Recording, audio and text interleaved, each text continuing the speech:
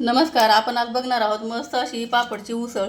ते पापड जर तळून खायचा कंटाळा आला की आपण अशा पद्धतीची छान अशी उसळ तयार करू शकतो. इथे मी काही पापड घेतलेले आहेत. हे बगरीचे पापड आहेत. काही पापड मी मोडून घेतलेले आहेत पहिलेच. यामध्ये मी साबुदाण्याचे पापड पण काही मोडून घेतलेले आहेत. त्याचबरोबर चिप्स पण आहेत. हे तळून खायचा खूप कंटाळा येतो. तेलकट नको वाटतं. उपवासाच्या दिवशी तर अजिबातच नको वाटतं खायला. मग यामध्ये बगरीचे पापड, हे सगळे बगरीचे पापड आहेत, साबुदाण्याचे पापड आहेत, चिप्स आहेत. त्याचबरोबर हे साबुदाणा बटाट्याचे पण छान पापड बनवलेले आहेत, ते पण घेतलेले आहेत. हे सर्व पापड आपल्याला छान खुरा करून घ्यायचा आणि आपल्याला हे भिजायला घालायचं आहे.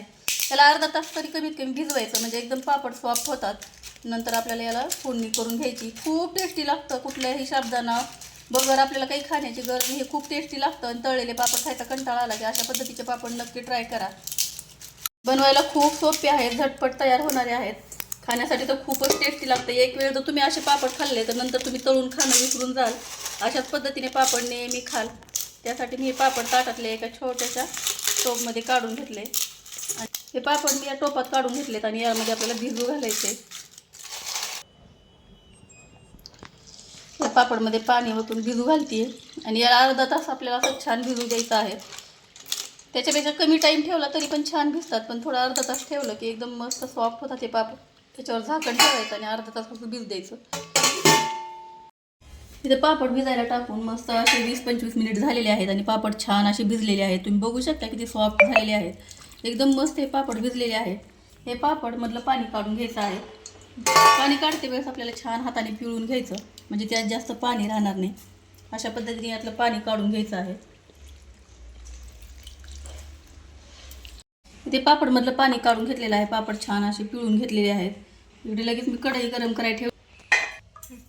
यातच मी 2 चमचे तेल टाकून घेणार आहे.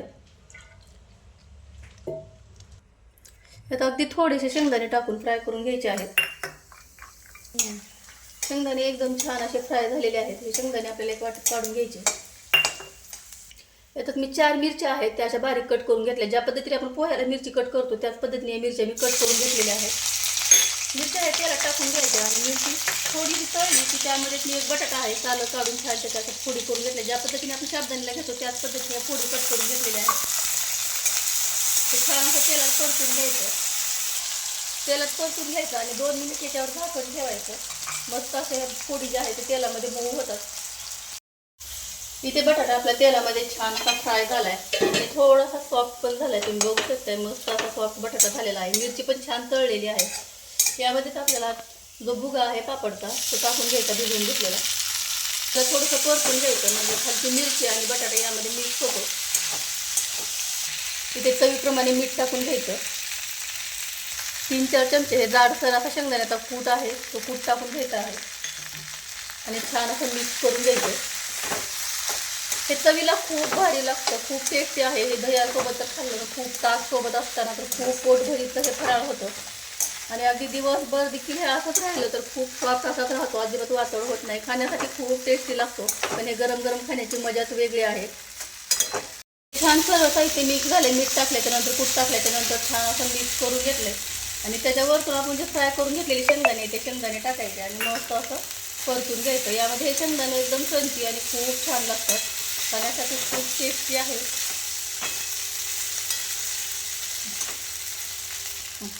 आपली पापडची उसळ एकदम खाण्यासाठी रेडी झालेली आहे. तुम्ही बघू शकता किती छान दिसायला लागलेली आहे. झटपट तयार होणारी आहे, खूप टेस्टी आहे. तुम्हाला जर ही रेसिपी आवडली असेल तर व्हिडिओला लाईक करा, शेअर करा. चॅनलवर पहिली वेळ असाल तर चॅनलला सबस्क्राईब करा. व्हिडिओ पाहिल्याबद्दल धन्यवाद. थँक्यू.